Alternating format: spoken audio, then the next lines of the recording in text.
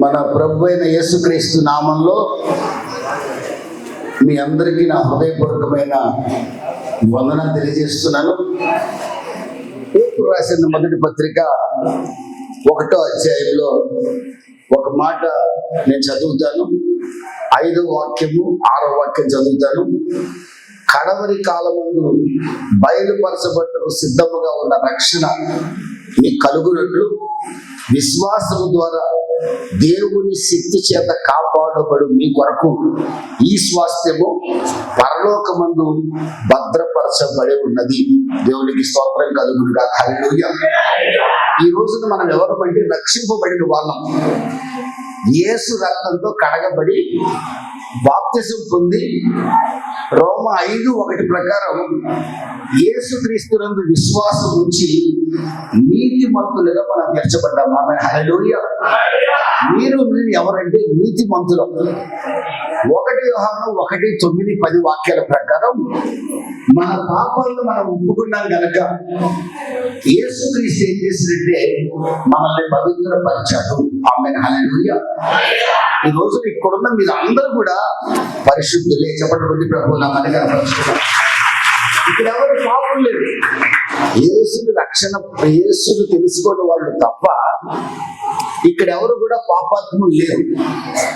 అందరూ క్రీస్తు రక్తంతో కడగబడి పరిశుద్ధపరచబడిన వారి దేవునికి స్తోత్రం కలుగునుగా. హల్లెలూయా. మనందరం కూడా పరిశుద్ధపరచబడి ఉన్నాం. ఎందుకు ప్రభు మనల్ని పరిశుద్ధపరిచాడంటే, ఎందుకు మనల్ని రక్షించాడంటే, కడవరి కాలం అంతటా మన కొరకు ఒక రక్షణ ఎదురు చూస్తుందండి. ఇంకొక రక్షణ. ఆ రక్షణ ఏంటంటే 1 తెస్సలోనిక 4వ అధ్యాయము 13-18 వాక్యాల్లో మీరు చూస్తే, జాగ్రత్తగా నన్ను వినండి, నా వైపు చూసి వినండి. ప్రభు అయిన యేసుక్రీస్తట రక్షింపబడిన మీ కొరకు ఒక రోజున మేఘాల మీదకి వస్తాడట. వచ్చి రక్షింపబడి భూమి మీద నా కొరకు నమ్మకంగా జీవించిన నా సహోదరి, నా సహోదరుడా నా యొద్దకు రమ్మంటాడట. ఆమె హల్లెలూయా. ఏమంటాడు? రక్షింపబడి నమ్మకంగా భూమి మీద బ్రతికినంత కాలం మరలా విగ్రహారాధన జోలికి పోకుండా, వ్యభిచారం జోలికి పోకుండా, త్రాగుడు జోలికి పోకుండా, తల్లిదండ్రులకు అంత అన్నం పెడుతూ తల్లిదండ్రులను కొట్టే దౌర్భాగ్యుడిగా ఉండకుండా, కన్న తల్లిని కాలుతో తండ్రి నీచుడిగా ఉండకుండా, కట్టుకున్న భార్యని కొరడాలతో కొట్టే దౌర్భాగ్యుడిగా ఉండకుండా, పిల్లనిచ్చిన అత్తని మెడబెట్టి గెంటేసి దౌర్భాగ్యుడిగా దరిద్రురాలిగా ఉండకుండా, నీవు నమ్మకంగా నేను నీకు ఇచ్చిన రక్షణ కాపాడుకున్నావు కనుక నా సహోదరుడా, నా సహోదరి రమ్మని ఒక రోజున ప్రభు మేఘాల మీదకి వచ్చి రక్షింపబడిన వారిని పిలుస్తాడట. అదే కడవరి రక్షణ. చెప్పండి, ప్రభు నామని కనపరుచుకున్నాం. హల్లెలూయా.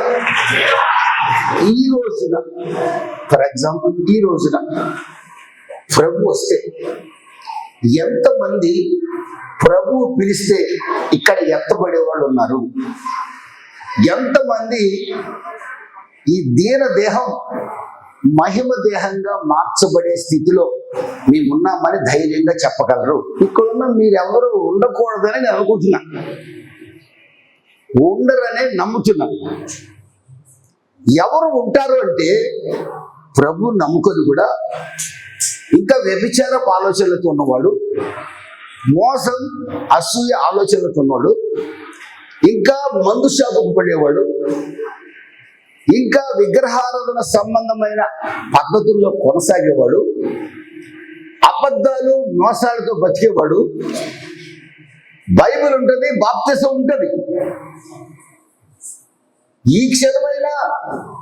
క్షణానికి కూడా పశ్చాత్తాపడకుండా ఇంకా అలాగే కఠిన హృదయంతో ఉండేవాడు మాత్రమే ఉంటాడు. ఈ లక్షణాలు లేనివాడు, ఒకవేళ ఈ క్షణం ఈ మాట వినేటప్పుడు ఈ చెడు లక్షణం ఏదైనా ఉంటే, ప్రభువా నన్ను క్షమించు, ఇక మీదట ఈ పాపం నేను చెయ్యను అని తీర్మానం చేసుకోగలిగితే, శిలువ మీద దొంగకి ఇచ్చిన అవకాశాన్ని ఈ క్షణంలో ప్రభు వస్తే మనకి ఇవ్వబోతున్నాడు. దేవుడికి స్తోత్రం కలుగును గాక. హల్లెలూయా.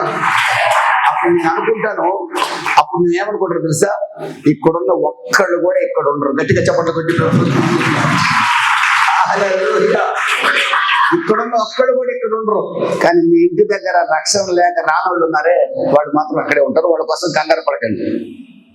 వాళ్ళు ఎక్కడికి వెళ్ళాలో అక్కడికి వెళ్తారు. మీరు మాత్రం ప్రభువు దగ్గరికి వెళ్తారు. ఆమేన్. హల్లెలూయా. ఇంత గొప్ప కడవరి రక్షణ మన కొరకు ఎదురు చూస్తుందండి. ఇందాక పాస్టర్ గారు చెప్పాడు, చావైనా బ్రతుకైనా ప్రభువుతోనే. నేను అన్నాను, చావైనా రేవైనా ప్రభువుతోనే. ఉన్న ప్రభువుతోనే, చచ్చిన ప్రభువుతోనే. ఆయన తప్ప మరొక దేవుడు లేడు. ఆమేన్. హల్లెలూయా. ఇశ్రాయేలు దేవుడే దేవుడు. ఆమేన్. హల్లెలూయా. ఆయన తప్ప మరొక దేవుడు లేడండి. ఇంకెందుకండి ఎవరిని ఆరాధించడం? ఈ చెట్టును ఆరాధించడం, ఈ చెట్టును ఆరాధించడం, ఈ మైకుని ఆరాధించడం, ఏమండి ఈ చెట్టు చెప్పినట్టులా చేయటం. ఒకడు వస్తాడు, ఈ చెట్టు ఇట్లా చెప్తుంది అన్న అంటాడు. సరేలే తమ్ముడు చేస్తారే అంటాం. ఎందుకండి? ఇశ్రాయేలు దేవుడు నీ కొరకు ప్రాణం పెట్టినవాడు. చెప్పండి కొద్ది ప్రభుత్వం నీ కొరకు ప్రాణం పెట్టాడు. కడవరి రక్షణ ఎలా ఉండబోతుందో తెలుసండి. 1 యోహాను 3వ అధ్యాయము 1-2 వాక్యాలు రాయబడింది. మనమాట యేసు పోలికగా మారతామట. కడవరి రక్షణలో గొప్ప భాగ్యం ఏంటి తెలుసా? యేసు పోలికగా మనం మారతామంట. ఏమండి నేనేంత, నా బతికేంటి? భయంకరమైన విగ్రహారాధనలు పుట్టి పెరిగిన వ్యక్తిని, సనాతనమైన సాంప్రదాయాలు పుట్టి పెరిగిన వ్యక్తిని, నా తల్లిదండ్రులను అవమానపరిచాను, కట్టుకున్న భార్యను ద్వేషించాను, నా పిల్లలు నన్ను చూసి భయపడ్డారు, చదువుకున్నానే కానీ పశువు లాంటి స్వభావం కలిగిన మనిషిని. ఈ రోజున నా ప్రభు అయిన యేసుక్రీస్తు నమ్ముకున్నందుకు ఒక రోజున ఆయన నన్ను ఎలా మార్చబోతున్నాడు తెలుసండి? ఆయన లాగా మార్చబోతున్నాడు. ఆమేన్. హల్లెలూయా. మరి మీరేం చదివారో, మీ ఉద్యోగాలు ఏంటో, మీ వ్యాపారాలు ఏంటో మీకే తెలుసు. మీ ఆస్తులు ఎంత ఉన్నాయో, మీ అంతస్తులు ఏంటో మీకు తెలుసు. నాకు తెలియదు కదండి.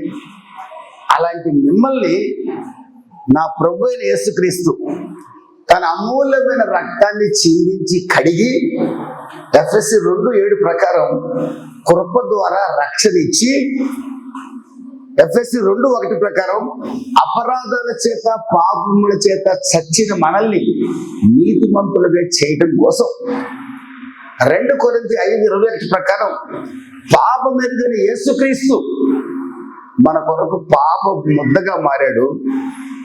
యోహాను సువార్త 1:29 ప్రకారం మన పాపాలని తన మీద వేసుకున్న దేవుని గొర్రెపిల్ల అయ్యాడు. ప్రియమైన దేవుని బిడ్డలారా, అంత గొప్ప త్యాగాన్ని చేసి వదకు తేబడిన గొర్రె పిల్ల వలె మౌనంగా ఉండిపోయి 10,000 మందిలో అతి సుందరుడు వికారిగా మారిపోయి వ్యసనాక్రాంతుడిగా, వ్యాధిగ్రస్తుడిగా, స్వరూపమైన సొగసైన లేనివాడిగా, వీపంతా సాళ్లుగా దున్నబడి పంచ గాయాలు పొంది దొంగ చేత హేళన చేయించుకొని, వీడు కూడా పనికి మాలిన వాడారా అంటున్నాడు దొంగ. యేసు ప్రభువుని చూసి ఒక దొంగ, వీడు కూడా పనికి మాలినాడారా అందుకే సిలువ ఎక్కాడు అంటున్నాడు. యేసు ఏమాత్రం బాధపడకుండా తన సిలువ వేసిన వారిని సైతం క్షమించి ఇంత త్యాగాన్ని ఎందుకు చేశాడో తెలుసండి? పాపపు ఊబిలో కూరుకుపోయి శాపాన్ని అనుభవిస్తున్న మనల్ని నీతిమంతులుగా చేసి నరకానికి వెళ్లకుండా నిత్య రాజ్యానికి మనల్ని చేర్చాలనే ఆశతో నా ప్రభు అయిన యేసుక్రీస్తు ఆకాశానికి భూమి మధ్య శిలువలో వేలాడండి. దేవుడికి స్తోత్రం కలుగును గాక. హల్లెలూయా. ఎంత రక్తం కార్చావు ప్రభు అంటే, రక్తమంతా కార్చేసాను నీ కొరకు. ఎందుకు ప్రభు నా మీద నీకు ఇంత ప్రేమ? నువ్వు లేకుండా నేను ఉండలేనురా. ఏంటి నీకు ఇంత పిచ్చి? నీ సహవాసం నాకు ఇష్టం. చెప్పట్టుకుంటే ప్రభు నామని నీ సహవాసం నాకు ఇష్టం. నా ప్రభు అంటున్నాడు, సహోదరి నా ప్రభు అంటున్నాడు, సహోదరుడా నా ప్రభు అంటున్నాడు, నీ సహవాసం ఆయనకి ఇష్టం అంట. యేసు మన మీద అంత ప్రేమ కలిగి ఉంటే యేసు దగ్గరికి మనం బూతుల నోటితో పోవచ్చా? యేసు దగ్గరికి మనం మందు తాగిన నోటితో పోవచ్చా? యేసు దగ్గరికి వ్యభిచారపు ఆత్మతో మనం వెళ్ళొచ్చా? యేసు దగ్గరికి మోసపు ఆత్మతో మనం వెళ్ళొచ్చా? పాపపు ఆత్మతో మనం వెళ్ళొచ్చా? ఈరోజు ప్రభు నన్ను అడుగుతున్నాడు, మిమ్మల్ని అడుగుతున్నాడు. ప్రభు మనం లేకుండా ఉండలేడట. ఒక అమ్మాయి అంటది, నువ్వు లేకుండా నేను ఉండలేననింది వాడిని. పెళ్లి చేసుకున్న 3 ఏళ్లకి ఇంకొకటి దగ్గరికి వెళ్ళి నువ్వు లేకుండా నేను ఉండలేనటంది. కానీ యేసు ప్రభు అట్ట కాదు. ఒక్కసారి నువ్వు లేకుండా నేను ఉండలేను అన్నాడంటే ఆయన పేరు నమ్మదగిన వాడు. చప్పట్లు కొట్టి ప్రభు నామాన్ని కనపరుస్తుంది. హల్లెలూయా. ఆయన మాట తప్పని దేవుడు. ఆమేన్. హల్లెలూయా. ఆయన ఉన్నవాడు అనువాడు. I am that I am. ఆయన ఉన్నవాడు అనువాడు. ఆయన నమ్మదగిన వాడు అండి, మాట తప్పడు. ఆయన ఈ సంఘంలో ఉన్న మీతో నాతో అంటున్నాడు, నువ్వు లేకుండా నేను ఉండలేను రా అంటున్నాడు. ఆయన రక్తంతో కడగబడి రక్షణ కూడా మనం పొందాం. ప్రభు మనల్ని అడిగేది ఏంటో తెలుసా? నీ కడవరు రక్షణ ఇస్తానయ్యా, ఇటర్నల్ సాల్వేషన్ నీకు ఇస్తా, కడవరి రక్షణ ఇస్తా, ఈ రక్షణ కాపాడుకోండి. హెబ్రీ 2వ అధ్యాయం 3-4 వాక్యాల్లో ఈ రక్షణ కాపాడుకోండి, మీకు గొప్ప రక్షణ ఇస్తా.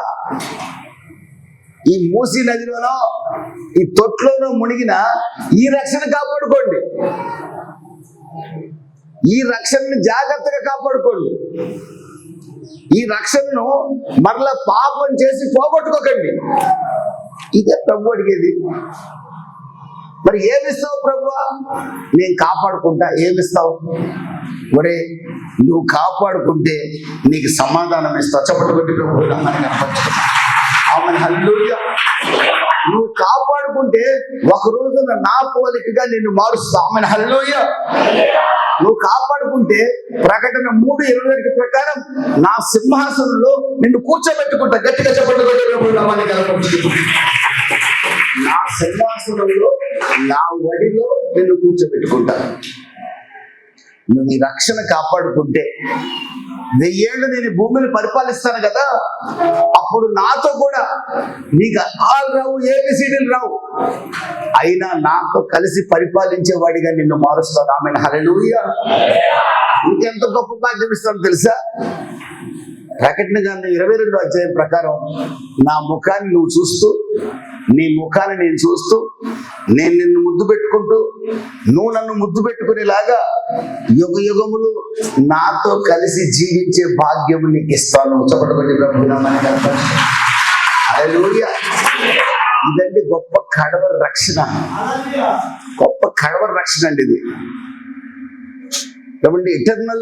ఇటర్నల్ సాల్వేషన్ అండి. ఫైనల్ సాల్వేషన్, ఫైనల్ రిడెంప్షన్ ఇది. ఈ కడవరి రక్షణ ఎక్కడో తెలుసు? ఇప్పుడు పరలోకంలో భద్రపరచబడి ఉంది. నా జేబులో లేదు, మీ పాస్టర్ గారి జేబులో లేదు, నీ జేబులో కూడా లేదు. ఎక్కడుంది తెలుసా? పరలోకంలో భద్రపరచబడి ఉంది. పేతురు భక్తుడు చెప్తున్నాడు, పరలోకంలో భద్రపరచబడి ఉంది, ఈ రక్షణ మీకు ఇవ్వాలని ఈ సంఘంతో ప్రభు మాట్లాడుతున్నాడు. ఆమెను. హల్లెలూయా. ఈ రక్షణ పొందకుండా ఎవరు తప్పిపోకూడదని ప్రభు కోరుకుంటున్నాడు. ఈ రక్షణ మీకు కావాలంటే నా మాట వినండి. తుచ్చమైన కోరికల కొరకు కడవరి రక్షణ పోగొట్టుకోకండి. ఎవడి కొరకు కడవరి రక్షణ పోగొట్టుకోవద్దండి. మా నాన్నగారు చనిపోయారు. 16 సంవత్సరాలు అయింది, 15 ఏళ్ళు అయింది. అప్పుడు నేను రక్షణ పొంది 7 ఏళ్ళు అయింది, 7 years అయింది. నేను పెద్ద కొడుకుని. మా కుల ఆచారాలు మీకు తెలియనివేం కావు. నెల్లూరు నుంచి విజయవాడ ట్రైన్లో వస్తున్నాను నేను, నా భార్య. నేను పెద్ద కొడుకుని తలకొరువు పెట్టాలి మా నాన్నగారికి. మేము పాతి పెట్టడం మా కులంలో ఉండదు, కాల్చాలి. నాకు చిన్నప్పుడు చేయాల్సినవన్నీ చేశారు మా వాళ్ళు. కాబట్టి తల కొరివి పెట్టని నేను అర్హుడిని. మా ఇంట్లో విజయవాడ దిగాను, కారులో మా ఊరు వచ్చాను. 1000 మంది మా ఊరు వాళ్ళు, మా కులస్తులు కాని వాళ్ళు అందరూ పోగయ్యారు. పెద్ద కొడుకుని కన్న తండ్రిని చూశాను, బహుగా ఏడ్చాను. గంటసేపు ఏడ్చాను. నన్ను చదివించాడు, పెద్ద చేశాడు. నా కన్న తండ్రిని తలుచుకుంటే ఈ రోజు కూడా నాకు బాధేస్తుంది. 72 సంవత్సరాల వయసులో ఆయన తన దారిని తను వెళ్ళిపోయాడు. ఆయన ఎక్కడున్నాడంటే వాక్య ప్రకారం అయితే ఆయన నరకంలోనే ఉంటాడు నాకు తెలిసింది. మా అమ్మకు నేను బాప్తిసం ఇచ్చాను కనుక ఆమె ఖచ్చితంగా ఒక రోజున ఆమె భూమిని వదిలితే పరలోకంలో ఉంటుంది. చెప్పట్లు పెట్టి నామాన్ని కనపరుచుకుని దేవుడికి స్తోత్రం కలుగుతుంది. మా నాన్నగారు ఖచ్చితంగా నరకంలోనే ఉంటాడు నాకు తెలిసినంత వరకు. మరి లాస్ట్ ఆయన ఏమనుకున్నాడో నాకు తెలియదు, ఎందుకంటే నేను జడ్జి చేయలేను. ఎందుకంటే చివరి క్షణంలో కూడా ప్రభువుని క్షమాపణ కోరుకున్న వాళ్ళు పరలోకానికి వెళ్ళే అవకాశం ఉందని గొప్ప పండితులు చెప్తున్నారు. దాన్ని నేను కూడా కొంచెం నమ్ముతా. కానీ నేనేమంటానంటే దీపం ఉండగానే ఇల్లు చక్క పెట్టుకోమంటాను. చప్పట్లు కొట్టి ప్రభువు నామాన్ని కనపరుచుకున్నాను. మనలో పాపం ఉందని తెలిసిన వెంటనే పశ్చాత్తాపడగలిగితే అద్భుతం జరుగుతుంది. ఆమె హల్లెలూయా. మా బాబాయ్ వచ్చాడు, తెల్ల బట్టలు తీసుకొని వచ్చాడు. మేము పంచి ఒకటే కట్టుకుంటాం, చొక్కా కట్టుకోం, పైన ఒక టవల్ వేసుకుంటాం. నాకు కావాల్సినవన్నీ తెచ్చిపెట్టారు. తయారు కారా అన్నాడు మా బాబాయ్ నాతో. విపరీతంగా ఏడిచాను. ఒక పక్క తండ్రి శవం. మా నాన్నగారు చనిపోకముందు అనేవాడంట, వాడు నాకు తలకొరివి పెట్టడు అనేవాడంట. ఎందుకంటే యేసు ప్రభువుని నమ్ముకున్నాడు కనుక పెట్టడేమో అనేవాడంట. మా అమ్మ ఎందుకు పెట్టలే అనేదంట. మా అమ్మ అప్పుడు రక్షణ పొందల. మా చెల్లెళ్ళకి అక్కలకు కూడా చాలా డౌట్. నాకు పెద్ద కుటుంబం, మా సంతానం 10 మంది మేము. ఇప్పుడు మా సంతానం మొత్తాన్ని పిలిస్తే 200 మంది అవుతారు, పిల్ల జల్ల అంతా కలిసి. మా ఊర్లో మమ్మల్ని అందరినీ గారు అని పిలిచినాడు తప్ప నువ్వు అని పిలిచినోడు ఒక్కడు లేడు. నా చిన్నప్పుడు మా ఊళ్ళో నన్ను నువ్వు అని పిలిచినోడు లేడు.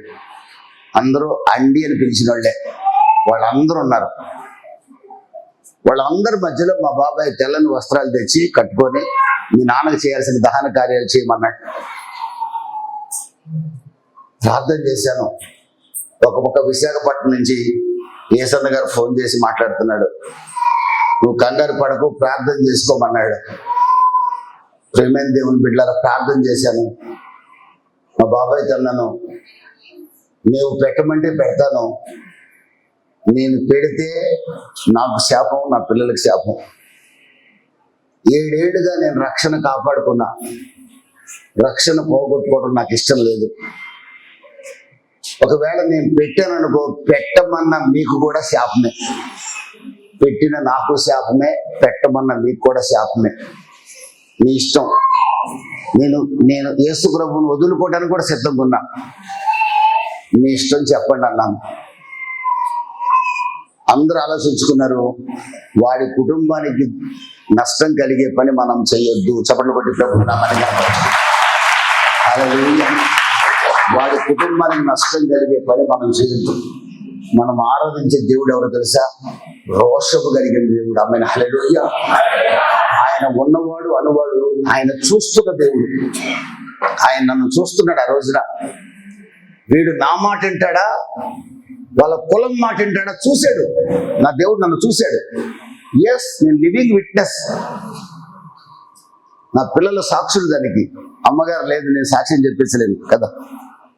నా పిల్లలు సాక్షులు. తర్వాత నా తమ్ముడికి ఇచ్చి అన్ని నువ్వు చేయరా అన్నారు. నా తర్వాత వాడు చేసేసాడు మొత్తం. అందులో ఒక ఇంత అతను అంటాడు, పెద్ద కొడుకు చస్తేనే రెండో కొడుక్కి అవకాశం వస్తుందంట. మా బాబు 10th క్లాస్.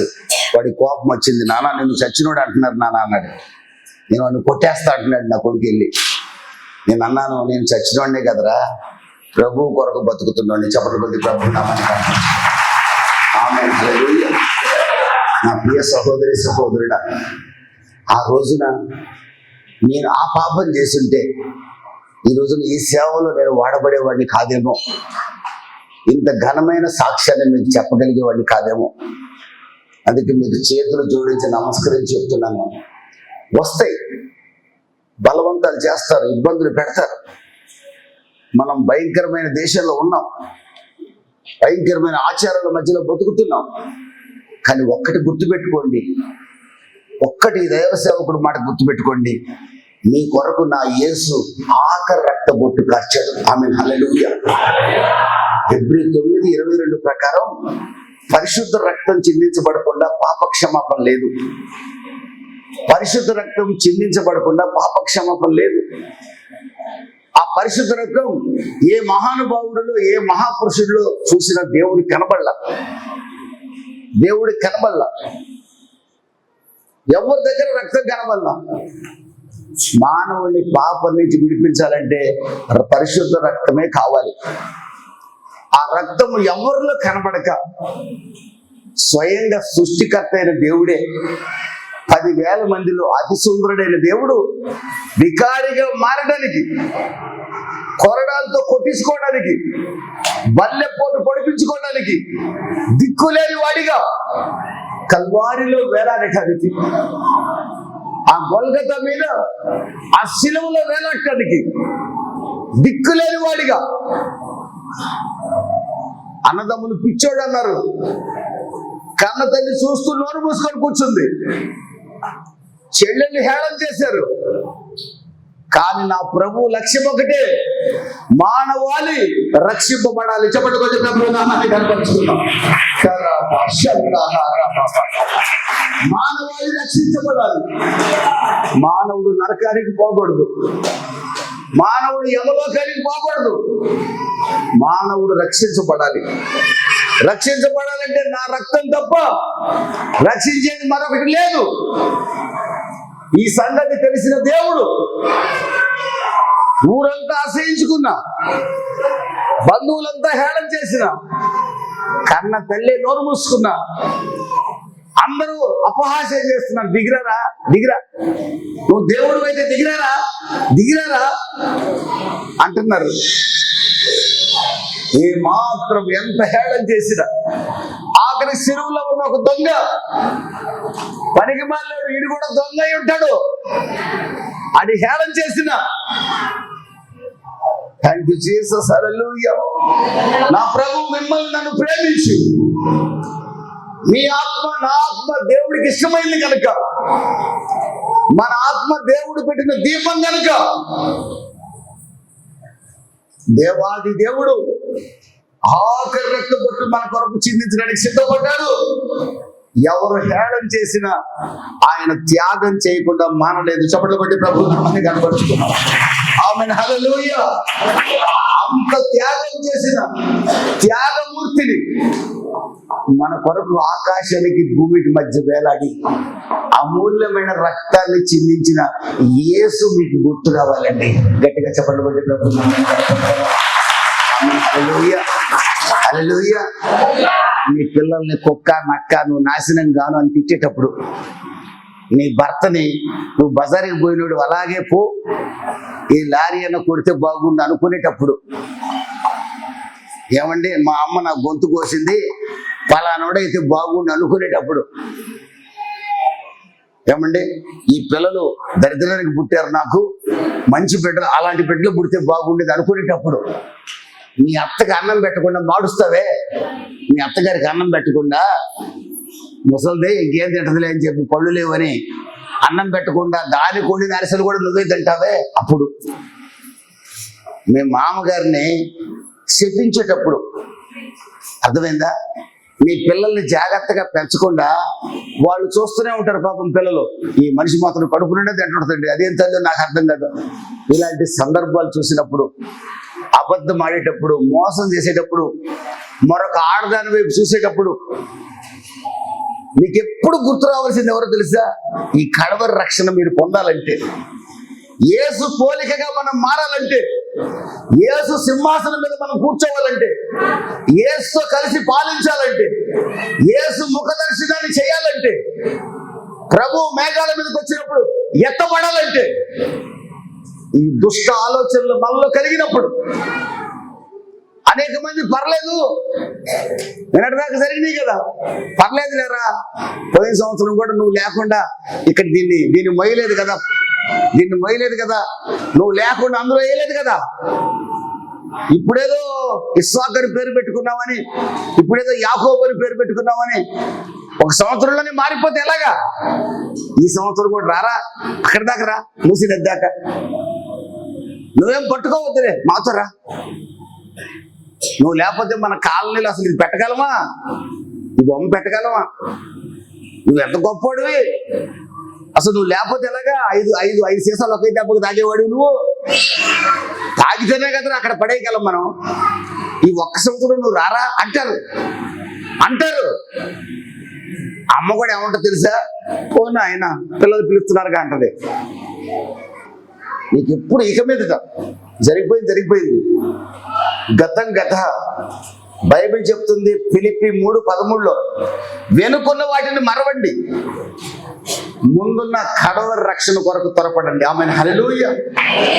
ఈ రోజు వరకు జరిగిపోయి ప్రియమైన దేవుని బిడ్డలారా, ఒక్క మాట మీరు గుర్తుపెట్టుకోండి. మీ కొరకు అమూల్యమైన రక్తాన్ని చిందించిన, ఆకాశానికి భూమికి మధ్య ఎలాడబడి శాపగ్రస్తుడైన యేసు శిలువ మరణం పొందువాడు శాపగ్రస్తుడు. నీవు నేను శాపగ్రస్తులమై ఉండగా యేసు మన కొరకు శాపగ్రస్తుడయ్యాడు. శిక్ష మనం భరించాల్సి ఉండగా యేసు మన పక్షంగా శిక్ష భరించాడు. నీ కొరకు రక్తం చిందించిన యేసుని జ్ఞాపకం చేసుకో. అంతకంటే ఇక నేనేం చెప్పలేను. వెనుకున్న వాటిని మరవండి, జరిగిపోయిందాన్ని విడిచిపెట్టండి. ఈ క్షణం నుంచి నా జీవితం ఏంటి? ఈ క్షణం నుంచి నీ జీవితం ఏంటి? పేతురు భక్తుడు రాస్తాడు, 1 పేతురు 1:12, 12, 13, 14 వాక్యాల్లో దేవుడు అంటున్నాడు, నేను పరిశుద్ధుడినై ఉన్న ప్రకారం మీరును పరిశుద్ధులుగా ఉండండి. రక్షింపబడిన మీరు చచ్చిపోయేదాకా పరిశుద్ధంగానే బతకాలి. మాకెందుకు వచ్చిందండి కర్మ? అది మీ ఇష్టం. కడవరి రక్షణ పొందాలంటే, దేహ విమోచన పొందాలంటే, పరలోక రాజ్యాన్ని చేరాలంటే, స్వర్గానికి పోవాలంటే ఈ పెట్టి తోసేస్తే స్వర్గానికి వారు. మార్గం ఏసే, మార్గం ఏసే, సత్యం ఏసే, జీవం. చప్పట్లు కొట్టి ప్రభు నామాన్ని తెలపరుచుకుందాం. ఆమేన్, హల్లెలూయా. నా ద్వారా తప్ప ఎవడు నిత్య రాజ్యాన్ని చేరలేడు. యోహాను సువార్త 5వ అధ్యాయంలో అంటున్నాడు, యేసుక్రీస్తునందు విశ్వాసం ఉంచువాడు మరణం నుండి జీవములకు దాటి ఉన్నాడు. Faith in Jesus. నేను నమ్ముతానండి, కానీ మందు మాత్రం మానండి, నిత్య జీవం లేదండి. నేను నమ్ముతాను కానండి, మా అమ్మకి అన్నం పెట్టనండి, నిత్య జీవం లేదండి. నమ్మిన నీవు నేను పరిశుద్ధమైన జీవితాన్ని జీవిస్తేనే నిత్య జీవం. దేవునికి స్తోత్రం కలుగునుగా. హల్లెలూయా. ఆ కడవరి రక్షణ పొందగలవు. ఆ దేహ విమోచన, ఈ దేహం యేసు దేహంలాగా మారుతుంది. ఇది సత్యం, బైబిల్ చెప్తుంది. ఆ కడవరి రక్షణ పరలోకంలో ఉంది. దాన్ని పొందాలంటే పరిశుద్ధులుగా మనం బతకాలి. ఇప్పటిదాకా జరిగిపోయింది. ఒక్కసారి ఈ క్షణమైన ప్రభు దగ్గరకు వద్దాం. దేవుని చిత్తమేంటో తెలుసా? 1 తెస్సలోనిక 4వ అధ్యాయం 3 నుండి 6 వాక్యాల్లో మనం పరిశుద్ధులుగా ఈ దేహాన్ని కాపాడుకోవడం దేవుని చిత్తం. దేవునికి స్తోత్రం కలుగునుగా. హల్లెలూయా. ఈ దేహం ఎవరిది? మీ నాన్నదా, మీ అమ్మదా? మా నాన్నదా, మా అమ్మదా? ఈ దేహం ఎవరిది? దేవుని యొక్క ఆలయం. చప్పట్లు కొట్టి ప్రభు నామాన్ని కనపరుచుకుందాం. మీరు దేవుని ఆలయమై ఉన్నారు. 1 కొరింథీ 3:16. You are the temple of God. రక్షింపబడిన మీలో ఎవరు నివసిస్తున్నారు? దేవుని ఆత్మ నివసిస్తుంది. Thank you Jesus. హల్లెలూయా.